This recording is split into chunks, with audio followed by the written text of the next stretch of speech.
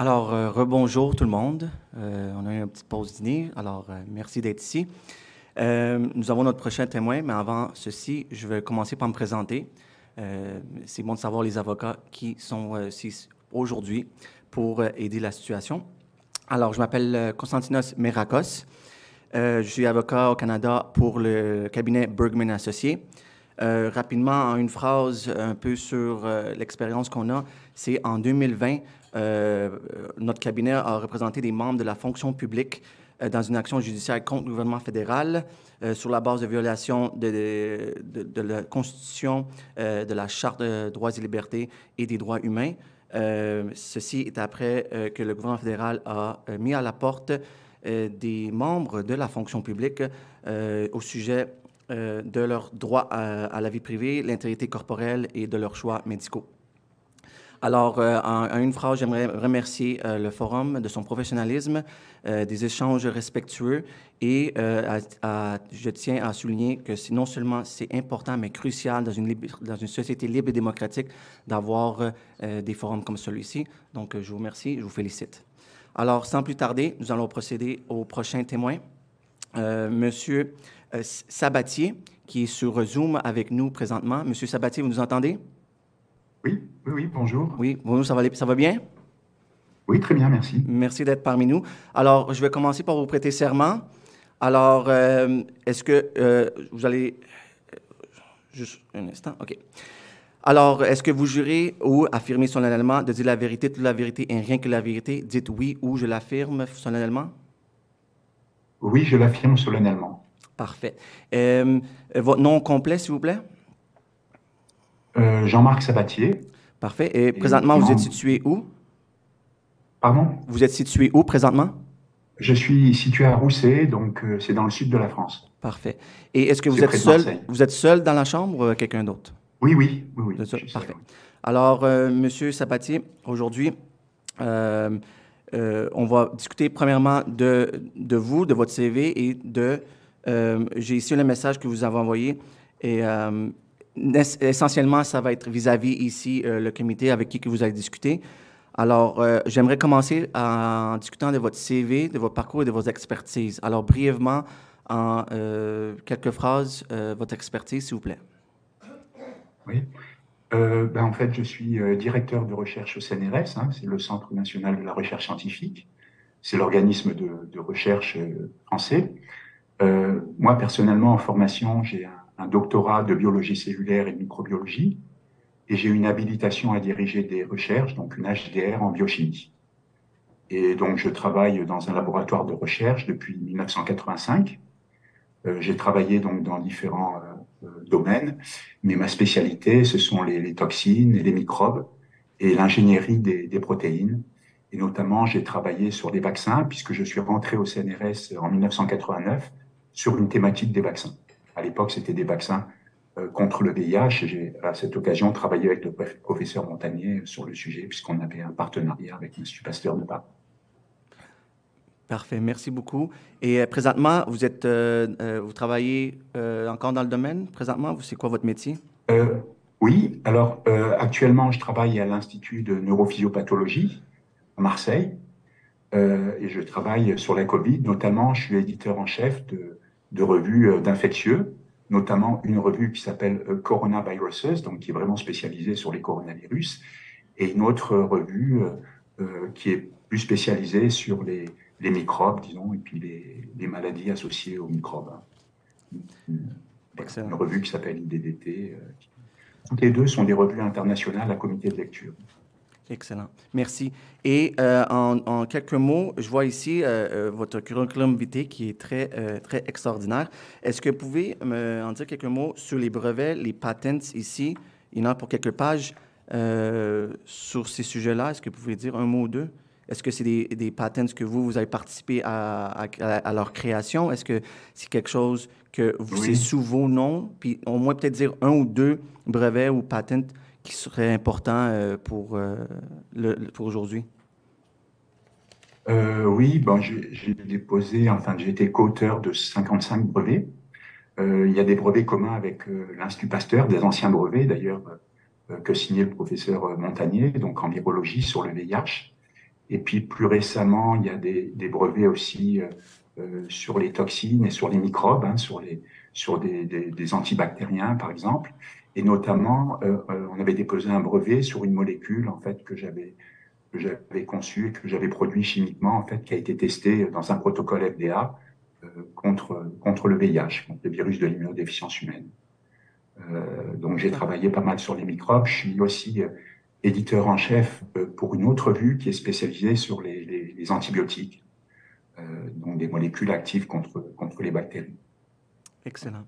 Je vous remercie. Alors, sans plus tarder, je sais que ici, c'est possible qu'on va parler du mode d'action du virus et des problèmes pathologiques associés aux injections vaccinales, mais je vais laisser la parole à nos commissaires pour vous poser des questions. Alors, je vous remercie et je vous laisse. Merci. Merci.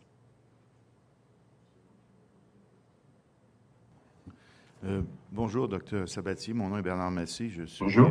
Je suis également chercheur, mais j'ai terminé ma carrière il y a quelques années. J'étais en biotechnologie, donc je connais toute l'histoire des brevets. Je sais que durant cette pandémie, il y a eu pas mal de travaux qui ont été faits autour de l'axe du ACE2 en français, je ne sais pas comment on dit. Là, oui, ECA2. Qui régule une fonction extrêmement importante et que notamment vous vous êtes penché beaucoup sur cette problématique pour essayer peut-être d'expliquer à la fois la pathologie qu'on pouvait déceler avec l'infection avec le SARS-CoV-2, mais également avec des pathologies qui découlent, ou enfin des effets indésirables qui découlent de l'injection et de l'expression abondante de la protéine Spike suite aux injections géniques.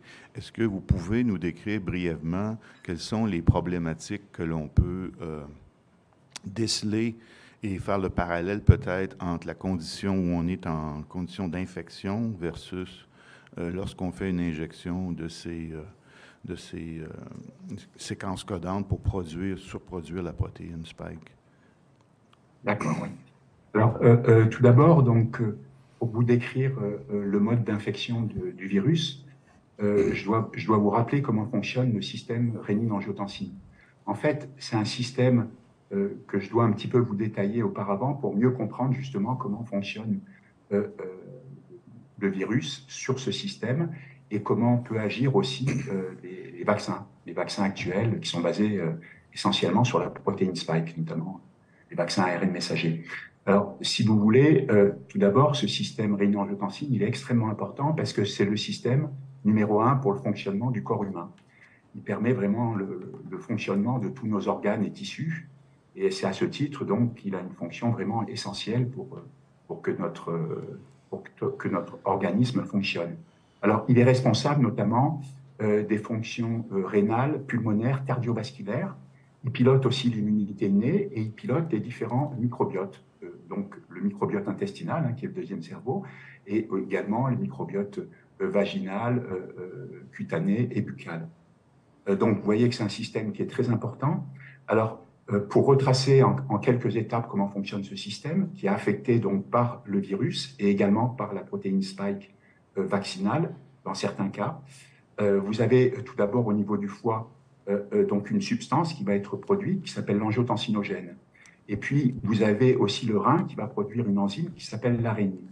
Et en fait, cette rénine va venir dégrader l'angiotensinogène pour donner l'angiotensine 1, qui est une hormone. Cette angiotensine 1, à son tour, va être dégradée par un autre récepteur qui s'appelle ECA1, qui est l'enzyme de conversion d'angiotensine 1. Et donc, lorsque cette molécule donc, va être dégradée, elle va produire l'angiotensine 2, qui est une autre hormone. Et cette angiotensine 2, c'est la clé des maladies Covid. Si vous voulez, normalement, cette angiotensine 2 reconnaît un récepteur qui s'appelle ECA2, qui est l'enzyme de conversion d'angiotensine 2. Or, ce récepteur ECA2, c'est la cible de la protéine Spike, soit du virus lors d'une infection naturelle, soit, dans certains cas, de la protéine Spike vaccinale, c'est-à-dire celle qui va être produite par les vaccins, notamment ARN messagers, hein, puisque les vaccins ARN messagers sont des vaccins auxquels on injecte en fait, dans le mucus deltoïde un ARN qui est couplé à des nanoparticules lipidiques pour permettre sa pénétration dans les cellules. Et donc, ces ARN vont être traduits en protéines Spike, qui qui sont donc les protéines spike vaccinales. Donc, ce qui se passe, si vous voulez, c'est que cette protéine spike, donc virale ou vaccinale, va être capable de reconnaître ce récepteur ECA2, donc l'enzyme de conversion de l'angiotensine 2. Et donc, en fait, en se fixant sur ce récepteur ECA2, elles vont gêner la dégradation de l'angiotensine 2, parce que normalement, l'angiotensine 2 est dégradée par le récepteur ECA2 pour donner une autre hormone qui s'appelle l'angiotensine 1,7. Et donc, lorsque vous avez une infection naturelle ou quand vous recevez une injection vaccinale, dans certains cas en tout cas, vous pouvez donc gêner la dégradation de l'angiotensine 2 qui va se retrouver en excès et qui va suractiver son propre récepteur.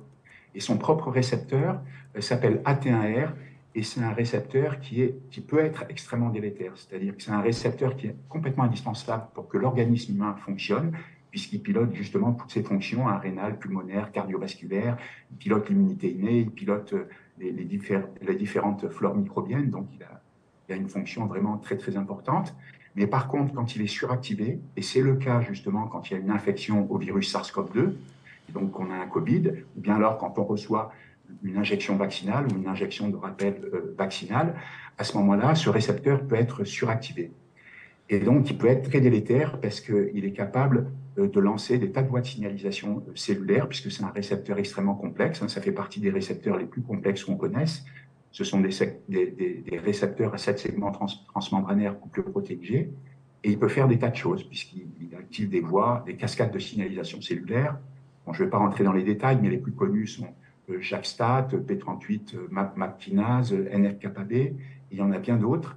Et en fait, ce que fait ce récepteur quand il est suractivé, et donc qui est relié à les organes, parce qu'il faut savoir que le système rénine-angiotensine, dont dépend ce récepteur, on le retrouve dans tous les organes du corps humain. On le retrouve aussi bien dans le cœur, dans les poumons, dans le foie, dans la rate, dans les intestins, dans les glandes surrénales, dans la thyroïde. On le retrouve même dans le cerveau.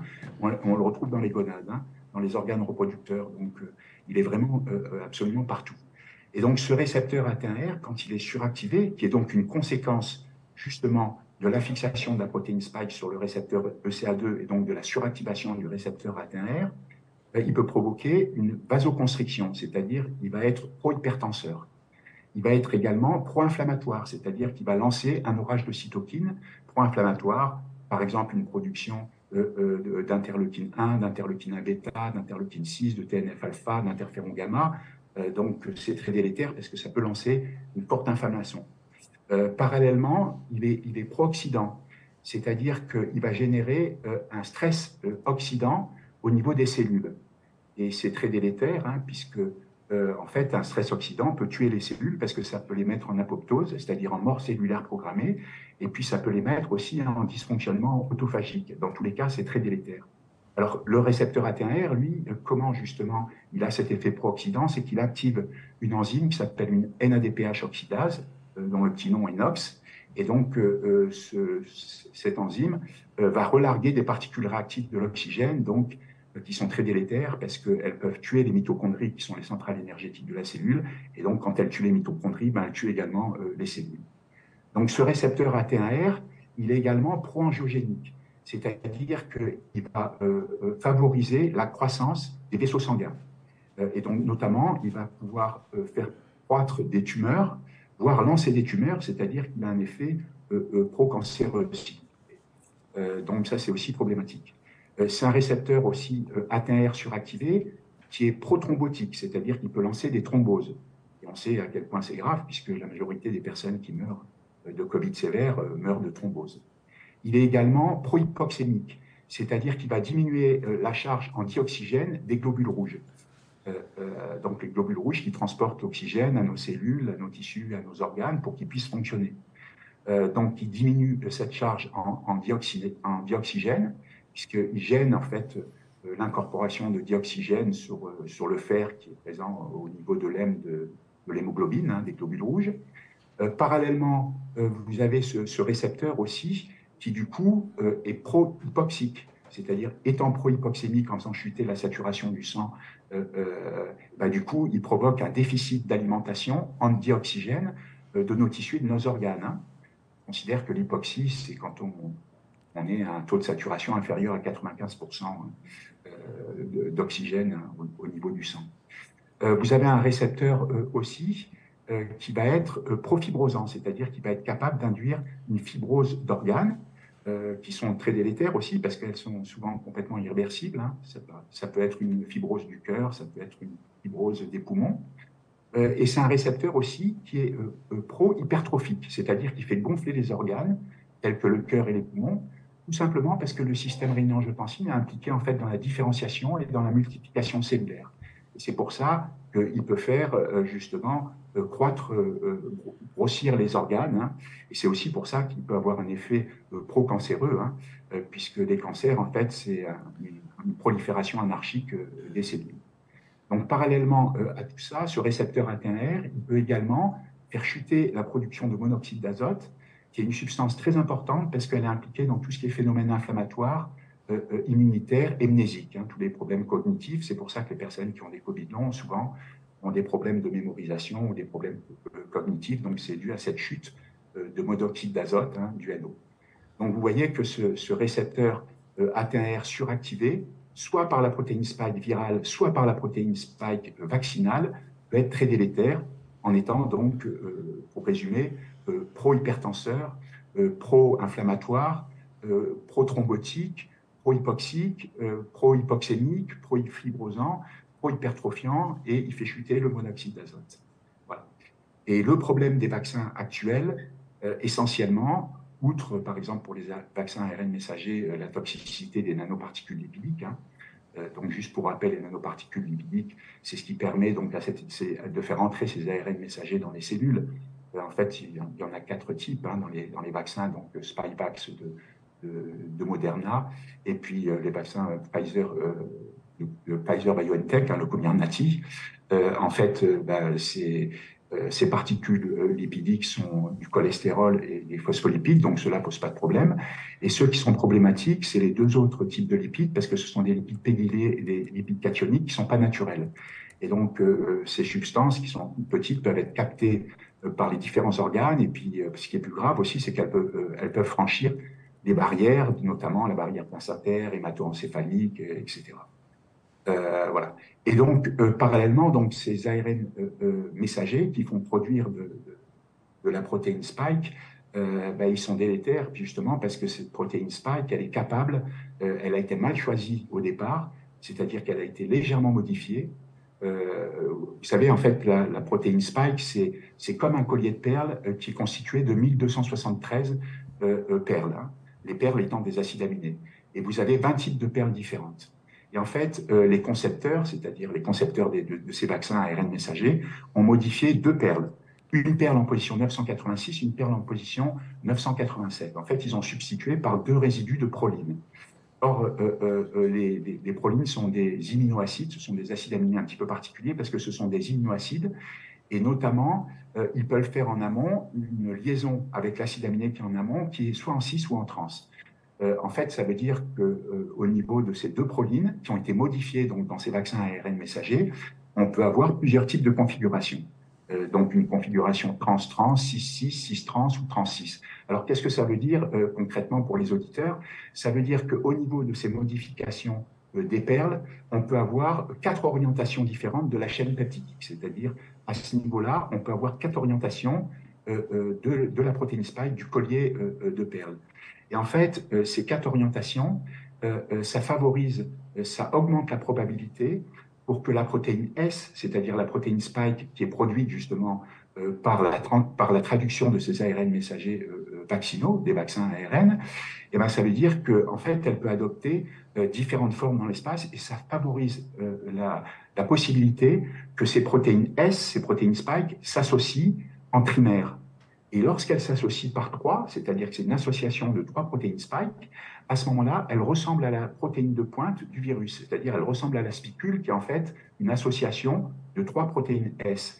Et lorsqu'elle ressemble à la spicule, eh ben, ces protéines vaccinales qui sont donc sous forme trimérique ont la capacité de reconnaître le récepteur ECA2 et en se fixant sur le récepteur ECA2, elles font quoi? Ben, elles font exactement ce que fait le virus, c'est-à-dire qu'elles gênent la dégradation de l'angiotensine 2. Cette angiotensine 2 va être en excès, elle va donc suractiver ce récepteur AT1R qui va produire donc tous ces effets délétères dont je vous ai parlé il y a 5 minutes, et donc ça va déclencher des tas de maladies plus ou moins sévères, et ça va pouvoir affecter des tas d'organes. Hein. C'est pour ça que les maladies Covid, et qu'on retrouve dans les Covid longs, en fait, sont très variées. C'est parce que ce système rénine-angiotensine est ubiquitaire et est relié en fait à tous les organes, hein, puisqu'on le retrouve à la surface de tas de types cellulaires, hein, notamment toutes les cellules endothéliales, les cellules épithéliales, on les retrouve sur toutes les cellules nerveuses. Hein. Sur les cellules nerveuses, vous avez les neurones, les oligodendrocytes, vous avez les astrocytes, les cellules microgliales, hein, qui servent de cellules du système immunitaire dans le cerveau. Ben, toutes ces cellules-là ont du récepteur ECA2, également au niveau des organes reproducteurs. Hein. Vous avez ce récepteur ECA2 que vous pouvez retrouver au niveau de la prostate, du pénis, du testicule, chez la femme au niveau de l'endomètre, des ovaires. Donc, il est vraiment présent partout. Et il tapisse aussi tout le système vasculaire. Et c'est pour ça qu'on peut retrouver justement des problèmes cardiovasculaires, puisqu'il est présent, il tapisse toute la face interne voilà, des vaisseaux sanguins. Et il est vraiment ubiquitaire parce qu'on le retrouve même au niveau des membranes mitochondriales et on le retrouve même à l'intérieur des cellules parce qu'il n'est pas que à l'extérieur des cellules. Il y a aussi un système rénine-angiotensine qui est intracrine et qui pilote en fait tout le fonctionnement de la cellule. Et on le retrouve notamment au niveau de toutes les membranes cellulaires, donc sur la membrane interne des mitochondries, hein, qui sont les centrales énergétiques de la cellule, qui font vivre les cellules, mais on les retrouve au niveau des membranes des organettes cellulaires, réticulum endoplasmique, réticulum sarcoplasmique, la membrane même nucléaire, on les retrouve au niveau des endosomes, des exosomes, des lysosomes, voilà, ils sont vraiment présents partout. Et ça signifie en fait que ce système rénine-angiotensine, qui pilote nos organes, peut être extrêmement délétère justement parce qu'il est présent partout. Et le problème de ces vaccins, des vaccins actuels, c'est qu'ils sont tous basés sur la protéine spike et que cette protéine spike, en fait, est dans une certaine mesure capable de reconnaître ce récepteur ECA2 et de faire dysfonctionner le système. Et en faisant dysfonctionner ce système, eh ben, en fait, ces protéines spike vaccinales font la même chose que le virus, c'est-à-dire qu'elles dérèglent le système rénine-angiotensine, elles suractivent le récepteur AT1R et elles provoquent toutes les pathologies qu'on connaît aujourd'hui. Voilà. Si je peux me permettre de résumer un peu votre propos, si j'ai bien compris ce que vous mentionnez, c'est que la protéine spike qu'on retrouve sur le coronavirus va engager ce système-là et peut potentiellement provoquer toute une série de dysfonctionnements au niveau cellulaire, puis même au niveau des organes. Et de la même façon, la protéine spike qu'on exprime à partir des injections géniques peut faire la même chose. Alors, est-ce que je peux vous poser une question concernant, je dirais, bon, dans le cas des infections coronavirus, enfin avec le SARS-CoV-2, d'après l'épidémiologie dont on dispose récemment, on peut pratiquement conclure qu'une très grande majorité des gens ont été infectés, exposés au virus. Mais qu'un grand nombre de ces gens-là ne présentaient pas de symptômes, en tout cas facilement décelables. Est-ce que la raison pour laquelle c'est comme cela, c'est que le système immunitaire des gens a empêché le virus de se propager dans suffisamment d'endroits dans le corps pour provoquer ces dysfonctionnements?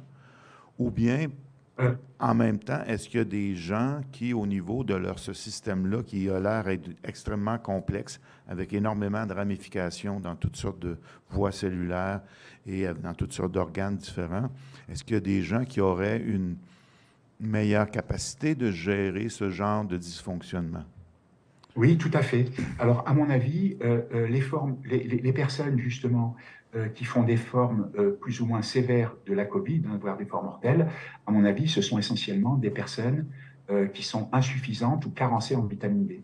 Parce que la vitamine D joue un rôle très important dans ce système, parce qu'elle agit tout en amont de ce système, puisque c'est un inhibiteur de la rénine. Et la rénine, c'est l'enzyme qui transforme l'angiotensinogène en angiotensine 1. Et cette angiotensine 1, c'est le précurseur de l'angiotensine 2 qui suractive lorsqu'elle est en excès à cause de la présence de la protéine spike virale ou vaccinale, qui suractive le récepteur AT1R. Donc, il faut savoir que effectivement, les personnes carencées ou insuffisantes en vitamine D, c'est-à-dire avec des taux inférieurs à 30 nanogrammes de calcidiol par ml, hein, pour les personnes carencées, c'est inférieur à 12 nanogrammes de calcidiol par ml. À ce moment-là, il y a un effet très délétère, justement, parce que la protéine spike virale ou vaccinale va suractiver le récepteur AT1R qui va s'emballer, donc il va y avoir un dérèglement, une suractivation du système rénine-angiotensine, et la vitamine D ne va pas être là pour contrecarrer ce système, puisqu'elle a un effet de frein sur ce système. Et il faut savoir évidemment que les personnes aussi, il y a un polymorphisme génétique, si vous voulez, du système rénine-angiotensine. On n'a pas tous le même système rénine-angiotensine. Si on est caucasien, indien, si on est asiatique, africain, on a des systèmes rénine-angiotensine qui sont différents. C'est-à-dire qu'on a globalement les mêmes éléments du système rénine-angiotensine, mais on a une biodistribution des récepteurs qui n'est pas la même. Et puis, il y a des variants au niveau des récepteurs et des molécules également, hein, des hormones. On connaît par exemple 35 variants du récepteur AT1R. Donc, il y a un polymorphisme qui est très important au niveau du SRA qui peut expliquer aussi les différences en fait, d'effets qu'on peut observer chez les personnes. Alors, il faut savoir que ce système rénine-angiotensine aussi, il n'est pas le même chez une même personne au cours de sa vie. C'est-à-dire que quand vous êtes bébé, vous n'avez pas le même système rénine-angiotensine que quand vous êtes un enfant, un adolescent, un adulte ou une personne très âgée. Il évolue en permanence au cours de la vie. Et puis, il faut savoir aussi qu'une femme n'a pas le même système rénine-angiotensine qu'un homme. Pourquoi? Parce qu'entre autres, le récepteur ECA2, il est codé par un gène qui se trouve sur le chromosome X, qui est un des chromosomes sexuels, hein. Le récepteur AT1R, qui lui est responsable des maladies Covid, il est codé par un autre chromosome, hein, qui est le chromosome 3. Mais en tout cas, ce qui est sûr, c'est qu'il y a des comorbidités qui font en fait qu'on est plus sensible à une suractivation du système rénine-angiotensine quand on a ce système qui est déjà déréglé. C'est-à-dire que quand on a des comorbidités, par exemple quand on est hypertendu, quand on a une maladie auto-immune, quand on a un cancer, ça veut dire qu'on a déjà un système rénine-angiotensine qui a des problèmes, qui est dérégulé. Et donc, l'injection vaccinale peut, chez cette personne, justement, avoir un effet beaucoup plus délétère.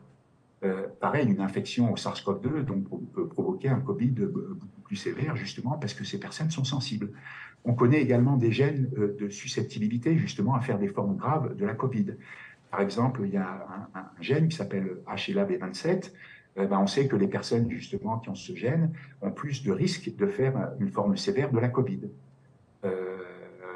Vous avez d'autres gènes qui sont impliqués. Ce gène HLA-B27, pour les gens qui l'ont, ce qui est intéressant de savoir, c'est que lors d'une infection au VIH ou au virus de l'hépatite, à ce moment-là, il a un effet protecteur. Allez savoir pourquoi, mais il ne se comporte pas pareil suivant les microbes. Voilà. En tout cas, il y a les gènes, bien sûr, qui interviennent fortement, en fait, dans ce polymorphisme génique qui est très important. En fait, donc, il y a d'autres maladies, par exemple, vous savez, chez les gens qui ont des problèmes, par exemple, qui ont la maladie de Marfan, donc avec un défaut de production de fibrilline 1, ou des personnes qui ont la maladie d'Ehlers dans l'os, par exemple, qui ont un problème au niveau de la fabrication du collagène, hein, puisqu'ils ont un gène déficient en collagène, ces personnes-là, lorsqu'elles sont infectées par le virus ou reçoivent une injection vaccinale, elles font des formes plus sévères, justement, parce qu'elles ont un problème. Voilà. Par exemple, elles ont un problème pour l'hiver dans l'os, par exemple, quand elles... Monsieur Sabatier, j'aurais une question à vous poser qui va essayer de ramener un peu, centrer un peu la discussion, qui est autour du fait que, cette protéine spike, d'après les connaissances que vous avez dans les coronavirus, et sa cible de prédilection avec le récepteur ACE2, est-ce que c'est unique dans la famille des coronavirus ou ça existe dans plein d'autres coronavirus et c'est pas particulièrement... Non, ça se retrouve dans des coronavirus, hein, il n'est pas du tout unique. Hein. Par exemple, donc vous savez que le SARS-CoV-2, c'est un bêta-coronavirus. Hein. La famille des sarbecovirus. Donc, c'est un virus enveloppé avec de la protéine spike, et puis vous avez un brin monocaténaire d'acide ribonucléique de sens positif. Ma question, en fait, c'est plus spécifiquement celui-là, l'interaction de ce spike avec ce récepteur-là. Est-ce que ça, c'est nouveau? Oui. Alors, il reconnaît le récepteur ECA2. Ce qu'il faut savoir, c'est que lors de l'épidémie de 2002, il y avait eu une infection aussi au coronavirus. Hein. C'est le SARS-CoV, qu'on appelle maintenant le SARS-CoV-1. Et la cible de ce coronavirus, hein, c'était également le récepteur ECA2, c'est-à-dire l'enzyme de conversion de l'angiotensine 2. Par exemple, le MERS-CoV de l'épidémie de 2012, lui, était différent. Donc, c'est aussi un coronavirus, mais il ciblait un autre récepteur qui est le CD26, hein, c'est le DPP4, c'est la dipeptidylpeptidase 4, c'est un autre récepteur.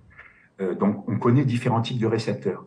Mais si vous voulez, vous avez aussi, par exemple, le virus de la pif du chat, qui dérègle également le système rénine-angiotensine et qui provoque, en fait, chez le chat exactement les mêmes maladies que les maladies de la Covid qu'on voit chez les humains. Il dérègle aussi le système rénine-angiotensine, mais il reconnaît un autre récepteur. Il reconnaît la protéine spike, donc du coronavirus du chat, du virus de la pif du chat, reconnaît un autre récepteur qui s'appelle CD13, c'est l'aminopeptidase N. Et en fait, il va gêner la dégradation, cette fois-ci, de l'angiotensine 3. Cette angiotensine 3 va se retrouver en excès, puisque justement, la protéine spike de ce coronavirus est fixée sur le récepteur APN, hein, sur le récepteur CD13. Et donc, cet excès d'angiotensine 3 va suractiver également le récepteur AT1R du chat et va provoquer chez le chat des maladies de type Covid. On retrouve exactement les mêmes pathologies avec des hypertensions, des thromboses, des épanchements pleuraux. Donc, si vous voulez, vous avez toute une famille de récepteurs, hein.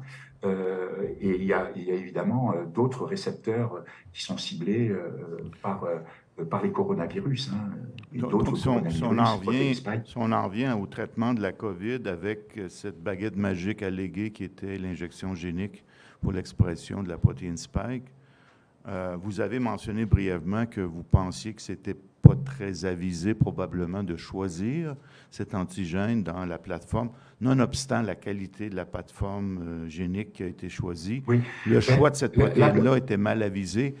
Ma question, c'est depuis quand on a des connaissances suffisantes pour conclure que au moment où on a fait le choix d'utiliser cette protéine-là, on aurait dû savoir qu'il y aurait eu des problèmes en choisissant cette cible-là pour les plateformes vaccinales, d'après vous? Dès 2002, en fait. Hein. Dès 2002, parce que le virus SARS-CoV de 2002, il ciblait aussi le récepteur ECA2. Hein, donc, on savait déjà que c'était un récepteur qui était délétère. En plus, il y a eu des travaux qui ont été faits depuis 2002 sur le SARS-CoV, et il y avait des sites, des épitopes facilitants qui avaient été mis en évidence, hein, c'est-à-dire des sites, des régions de la protéine spike qui contiennent des épitopes facilitants, c'est-à-dire des régions qui vont stimuler le système immunitaire, notamment la production d'anticorps, hein, qui vont en fait non pas neutraliser le virus, mais au contraire faciliter l'infection par le virus SARS-CoV. Or, ces domaines-là se retrouvent également sur la protéine spike du SARS-CoV-2. Donc, les concepteurs des vaccins auraient pu savoir déjà que ces régions étaient des régions qui étaient potentiellement délétères dans le cadre d'une vaccination avec un ARN messager qui corde pour la protéine spike du SARS-CoV-2. En plus, cette protéine spike, elle a d'autres problèmes, celle du SARS-CoV-2. Elle a un motif RGD, déjà un index d'isotopes, que n'a pas la protéine spike du SARS-CoV-1. Et on sait que ce motif RGD, hein, c'est un petit morceau de la protéine qui est constitué de 3 paires, hein, c'est 3 résidus d'acides aminés, c'est R, G et D, donc arginine, glycine, acide aspartique. On sait que ça peut être très dangereux parce que c'est un motif qui reconnaît les intégrines membranaires. Et notamment, il a été montré que la protéine spike du SARS-CoV-2 est capable de reconnaître des intégrines membranaires, c'est-à-dire de déclencher une activité dans la cellule, et elle reconnaît notamment, et ça a été décrit expérimentalement, cette protéine spike du SARS-CoV-2 est capable de reconnaître des intégrines membranaires qui s'appellent alpha-V bêta-3 et alpha-5 bêta-1. Et c'est grave parce que, si vous voulez, ces intégrines peuvent être reconnues aussi par le collagène. Mais bon, ce sont des sites cryptiques, c'est-à-dire qu'ils sont masqués au sein du collagène, justement, qui a aussi ces motifs RGD, mais qui sont cachés. Hein. Ce sont des motifs cryptiques. Monsieur Et on sait que, en fait, quand la protéine spike, si vous voulez, se fixe justement sur ces intégrines membranaires, elle active un système qui s'appelle caspase-3 et qui induit la mort cellulaire, l'apoptose. Donc, on sait qu'il y a un danger. En plus, dans cette protéine spike du SARS-CoV-2, vous avez un site furine qui donne une affinité particulière justement aux cellules humaines. Et donc, on sait que par rapport au SARS-CoV, ça allait augmenter la capacité infectieuse justement du SARS-CoV-2 et les effets délétères de cette protéine spike. Et en plus, quand vous parliez de la plateforme vaccinale, elle est mauvaise parce que, vous savez aussi, au niveau de cet ARN messager, il a été complètement modifié, cet ARN messager vaccinal. il a été modifié pour qu'il soit très stable. Hein, il a reçu par exemple une queue de polyadénylation pour le stabiliser. Vous avez les nucléotides qui ont été changés. Vous savez, vous avez comme base ATGC, hein, adénine-thymine ou adenine-cytosine. Ils ont modifié en fait l'uracile, hein, c'est-à-dire que en fait c'est l'uridine, puisque quand il y a le ribose dessus, c'est l'uridine. Ils l'ont modifié par une pseudo-uridine. Et ça, c'est quand même grave, c'est jouer quand même à l'apprenti sorcier, parce que cette pseudo-uridine, on n'a qu'une décennie de recul dessus, et surtout, on ne sait pas trop ce qu'elle fait. Parce que tous les systèmes enzymatiques qui traitent la pseudo-uridine qu'on retrouve au niveau de ces vaccins ARN messagers, eh ben, on ne sait pas trop ce qu'ils font. Notamment, lorsqu'on remplace l'uridine au niveau des chondrostops, hein, UAA, UAG et UAA, UAG et UGA, quand on les remplace, eh ben, il n'y a pas de chondrostop. Ça veut dire qu'en fait, si vous voulez, ben, le système n'est pas capable de bien reconnaître les pseudo-uridines. Ça veut dire que lorsqu'il y a une traduction de ces ARN messagers vaccinaux, il y a une possibilité que les ribosomes soient capables aussi de se tromper, hein, que les ARN de transfert soient capables de se tromper et d'introduire un autre acide aminé que l'acide aminé qu'on retrouve dans la structure primaire de la protéine spike du SARS-CoV-2. Et ça a été démontré aussi expérimentalement. Et ça va même plus loin, c'est que si jamais l'ARN messager peut, d'une manière ou d'une autre, intégrer le génome de la cellule hôte, ce qui n'est pas non plus complètement exclu, hein, puisqu'il y a des systèmes apparemment qui pourraient le faire, hein, comme un système qui s'appelle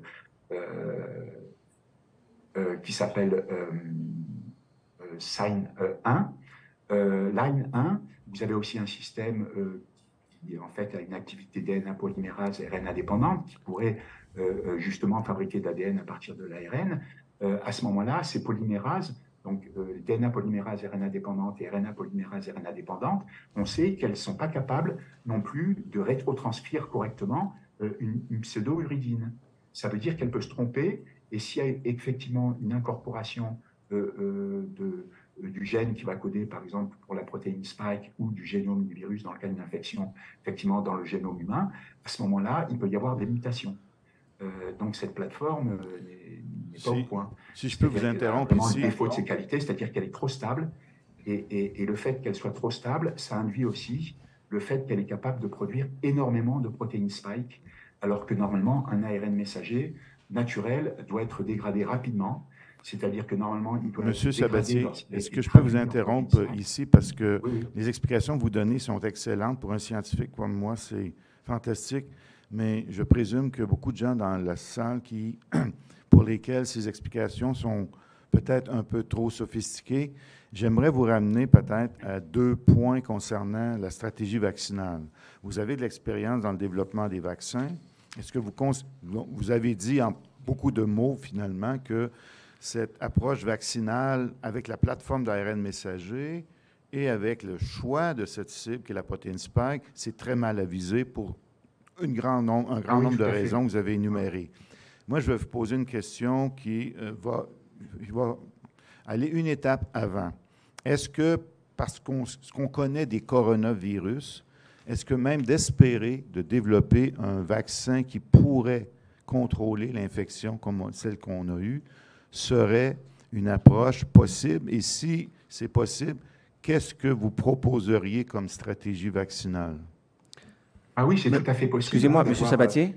Juste un instant, oui. Excusez-moi de vous interrompre. Pouvez-vous juste parler un peu plus lentement pour le traducteur? Ils m'ont fait valoir que juste parler un peu plus lentement, c'est tout. OK, juste un petit... Merci beaucoup. Vous pouvez continuer, désolé. Oui. Oui, tout à fait. Il est tout à fait possible de produire un vaccin contre le SARS-CoV-2 qui soit un vrai vaccin et pas un pseudo-vaccin. En fait, un vaccin, ça doit répondre à 2 choses, hein, c'est 2 critères essentiels. Ça doit être d'abord efficace, et puis il doit y avoir une certaine innocuité pour les personnes qui reçoivent en fait ces injections vaccinales. Or, les vaccins actuels qu'on nous propose, ils font ni l'un ni l'autre, c'est-à-dire qu'ils ne sont pas efficaces puisqu'ils n'empêchent pas l'infection de l'individu donc qui va être vacciné, entre guillemets, et puis il n'empêche pas la transmission de la personne qui a été vaccinée, donc en cas d'infection, justement, à la personne qui est non vaccinée. Donc, déjà, il manque d'efficacité, et puis il n'y a pas d'innocuité, justement, parce que cette protéine spike vaccinale est capable de suractiver le système rénin-angiotensine et donc de déclencher des maladies Covid. Alors, ce qu'il faudrait faire, et ce qu'auraient dû faire les concepteurs, c'est en produisant cette protéine spike qu'ils ont modifiée, donc je rappelle, au niveau de 2 perles, sur les 1273 perles, les perles en position 986, 987. Ils ont fait ça pour une raison bien simple, en fait, c'est qu'ils ont voulu maintenir cette protéine spike dans une conformation préfusionnelle. C'est-à-dire qu'ils ont voulu exposer un domaine qui s'appelle le RBD, c'est le Receptor Binding Domain. C'est le domaine de la protéine spike qui est capable de reconnaître le récepteur ECA2. Et donc, ils ont voulu exposer ce domaine de la protéine spike pour que le système immunitaire soit justement capable de se mobiliser contre ce domaine et notamment de produire des anticorps neutralisants contre ce domaine. Sauf qu'il y a un problème quand même, puisque cette protéine spike est capable de reconnaître ce récepteur et c'est pour ça qu'elle est, entre autres, qu'elle est très délétère. Alors, ce qu'il faudrait pour faire un vaccin qui ne soit pas délétère, il faudrait produire un analogue de protéine spike, mais vérifier que cet analogue structural, donc modifié sur une, voire plusieurs perles, il faudrait vérifier que cet analogue de la protéine spike ne soit pas capable de reconnaître le récepteur ECA2. Et à ce moment-là, il y aurait une certaine innocuité de cette protéine spike. Ce n'est pas certain, mais en tout cas, il ne serait pas aussi toxique qu'à l'heure actuelle. Tout simplement, pourquoi? Parce que cet analogue de protéine spike ne serait pas capable de se fixer sur le récepteur ECA2.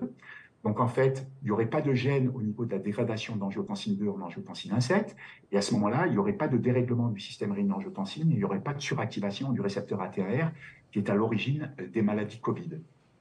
Donc, ça serait important. Et parallèlement, ils auraient dû déjà retirer au niveau de cette protéine spike les domaines de la protéine spike, donc les portions de la protéine spike dont on sait qu'elles contiennent des épitopes facilitants. Donc, je rappelle que les épitopes facilitants, ce sont les régions de la protéine spike qui vont stimuler le système immunitaire, notamment les lymphocytes B, qui, lorsqu'ils vont se différencier en plasmocytes, vont fabriquer des anticorps dirigés contre cette région. Mais ces anticorps-là, ils ne vont pas être neutralisants. Ils vont faire l'inverse des anticorps neutralisants, c'est-à-dire qu'on ne va vraiment pas avoir l'effet attendu, on va avoir l'effet opposé, c'est-à-dire qu'ils vont faciliter l'infection de l'autre, justement, par le virus SARS-CoV-2.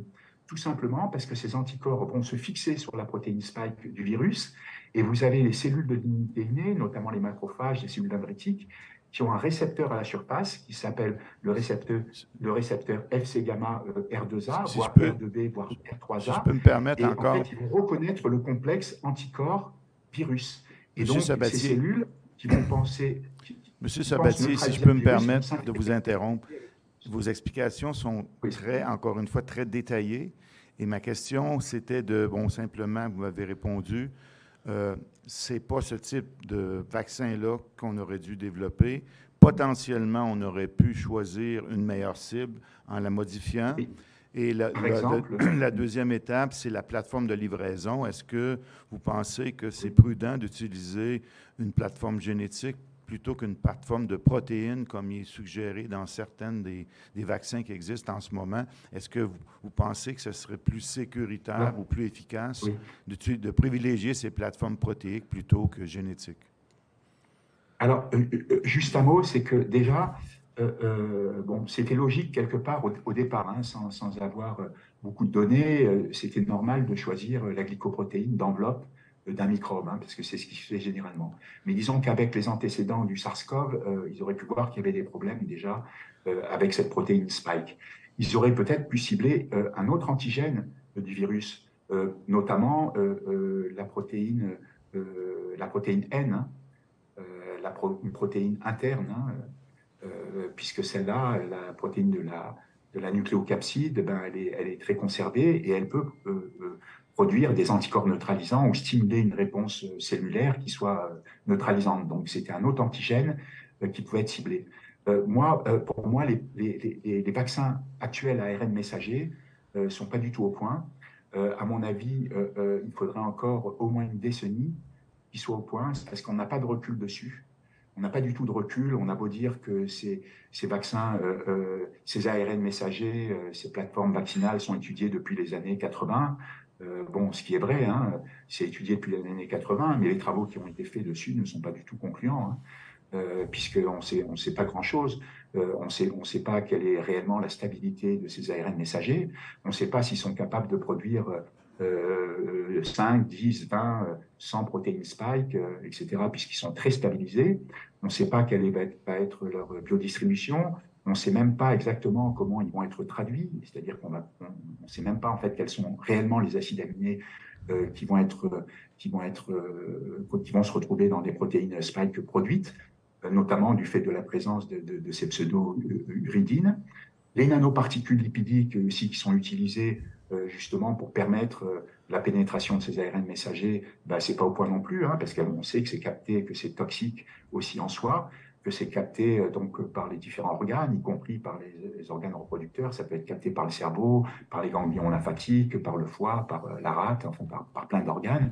Si vous me Donc, ce ne sont pas des permettez vaccins encore au une point. fois, Donc, si je résume votre pensée, vous dites que ce qu'on a en ce moment, ce sont des prototypes qui sont inefficaces et oui, dangereux, qui auraient oui. potentiellement la On manque possibilité de beaucoup de développer recul. quelque chose de mieux, mais on est loin du compte. Oui, on aurait dû s'inspirer des essais de vaccination qui ont été faits chez le chat. Parce que le coronavirus de la pipe du chat, qui est un alpha-coronavirus, mais qui est fait exactement pareil, hein, c'est un virus enveloppé avec une protéine spike, etc., et qui dérègle le système rénine-angiotensine, il y a eu des essais de vaccination qui ont été faits dessus. Et ces essais de vaccination n'ont pas été fructueux. Donc, on sait que les coronavirus ne sont pas des cibles déjà très faciles. Et les vaccins ARN messagers, à mon avis, n'ont pas du tout assez de recul. Et je pense que, personnellement, que c'était une folie de vacciner des milliards de personnes avec une plateforme, en fait, qui est encore expérimentale. C'est-à-dire, on n'a pas des années de recul dessus, hein. Donc, les autres vaccins anti-Covid, entre guillemets, que ce soit les vaccins donc, à virus atténué, hein, adénovirus, comme les Sputnik, Janssen, AstraZeneca, ou les vaccins à virus inactivé, Sinopharm, Sinovac, les vaccins chinois, ou même les vaccins à protéines spike recombinantes, hein, comme le Novavax, vaccin de Sanofi, bah, ils posent aussi tous un problème, parce qu'en fait, la protéine spike est là. Et le problème, c'est que la protéine spike, en soi, est délétère. Donc, j'ai Et une donc, question. elle aurait dû être modifiée pour ne pas être délétère, parce qu'elle pourrait éventuellement ne pas être délétère, mais ça serait la première chose à étudier avant de lancer à grande échelle des essais de vaccination, surtout pour une maladie qui est peu mortelle. On aurait mieux fait de procéder à des traitements ambulatoires précoces, en chargeant par exemple en vitamine D et en molécules actives. Donc, au moment où on se parle, dans la situation où on est, vous déconseillez la vaccination avec les vaccins dont on dispose à l'heure actuelle. Est-ce que ça résume un peu votre pensée? Parce que ces vaccins sont délétères en eux-mêmes. Ils peuvent provoquer des pathologies Covid, hein, pour les raisons que je vous ai indiquées. Et puis, ça va plus loin. C'est-à-dire que là, il y a un certain nombre d'injections vaccinales, de rappels qui sont prévues, hein, je crois jusqu'à une dizaine. Hein. On pousse beaucoup aux rappels vaccinaux, mais c'est de la folie parce que, si vous voulez, en plus, cette protéine spike, enfin, cette protéine spike, elle affecte l'immunité. Parce que en déréglant le système rénine-angiotensine, elle affecte l'immunité innée, puisque le système rénine-angiotensine pilote l'immunité innée, hein. Donc, c'est les monocytes, les macrophages, les cellules dendritiques, les granulocytes éosinophiles, basophiles, neutrophiles, et puis les cellules natural killer, hein, avec les mastocytes.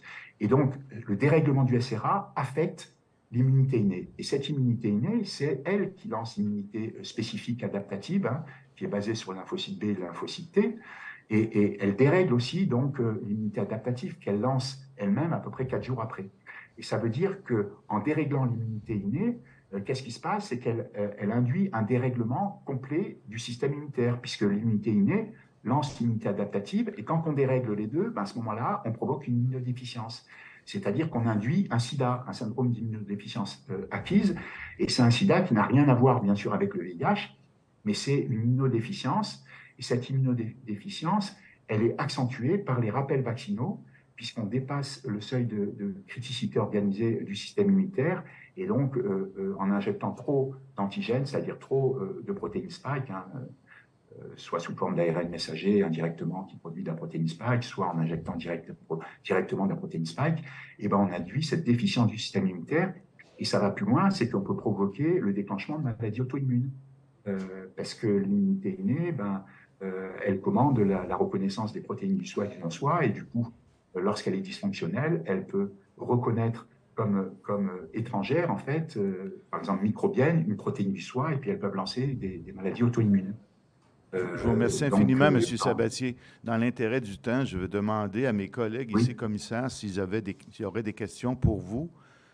On doit passer à notre prochain témoin bientôt qui attend en ligne. Do you have any question you'd like to ask, Ken? I'm going to translate and then, et si vous pouviez répondre en français par la suite, parce que le traducteur va permettre de donner la réponse au commissaire et la foule va pouvoir entendre. What's your question? Good afternoon. Yeah. In what you've been talking about so far has to do with a properly manufactured theoretical vaccine. Can you comment? We've had a lot of testimony about manufacturing issues with the vaccine. Can you comment on what additional effects manufacturing errors or manufacturing defects might have? Donc, la question, c'est, on a eu énormément de témoins à date qui ont présenté toutes sortes d'enjeux avec la qualité des vaccins tels que manufacturés en ce moment. Et la question de Ken, c'est de savoir, est-ce que ces enjeux de qualité du produit, en plus des autres problèmes que ces vaccins présentent, peuvent exacerber la problématique qu'on a avec le déploiement de ces vaccins? Oui, tout à fait, parce que apparemment les lots vaccinaux, notamment pour les vaccins ARN messagers, apparaissent pas homogènes, hein. C'est-à-dire qu'on peut retrouver des ARN messagers qui sont tronqués, avec des lots qui ne sont pas équivalents. Et bien sûr, quand on injecte des ARN messagers, une famille d'ARN messagers avec des ARN messagers qui sont tronqués, on fait produire aussi des protéines spike qui sont tronquées. Donc, ça veut dire qu'on fait produire différents types de protéines spike, et ça peut être problématique, justement, parce qu'on sait que la protéine spike a des effets délétères, et de présenter des fragments de protéines spike, ça peut aussi poser des problèmes, puisque certains fragments de cette protéine spike peuvent peut-être se fixer sur des récepteurs spécifiques, parce qu'en fait, la protéine spike, on parle toujours du récepteur ECA2, mais elle a aussi d'autres récepteurs qui ont été décrits, hein. Par exemple, des C-Sign, la neuropilin 1, enfin, il y a un certain nombre de récepteurs qui sont potentiellement ciblés par cette protéine spike vaccinale. Ça veut dire que des fragments peuvent affecter le fonctionnement cellulaire, ou peuvent affecter des fonctionnements des voies physiologiques, quoi. Et donc, c'est problématique. Normalement, il devrait exister des lots quand même très homogènes Merci pour votre réponse. You have any other question, Ken? Janice? OK. On vous remercie infiniment, M. Sabatier, pour ce témoignage et pour avoir contribué finalement à nous éclairer sur toute cette problématique des vaccins. Ça va nous aider dans notre réflexion et dans les recommandations que la Commission va essayer de faire pour l'avenir. Alors, on vous remercie infiniment. Je vais vous passer... C'est moi qui vous remercie. Désolé d'avoir été un peu là. À notre avocat qui va vous faire conclure ce témoignage. Alors, M. Sabatier, merci encore une fois de votre témoignage, de toutes les informations précieuses que vous nous avez fait parvenir aujourd'hui. Et sur ce, la Commission vous souhaite une belle journée, mais je pense que c'est une soirée chez vous parce que vous êtes 6 heures à l'avance, c'est ça? Alors, on vous remercie et on vous souhaite une merveilleuse soirée. Je vous remercie. Merci. Et bonne continuation. Merci beaucoup.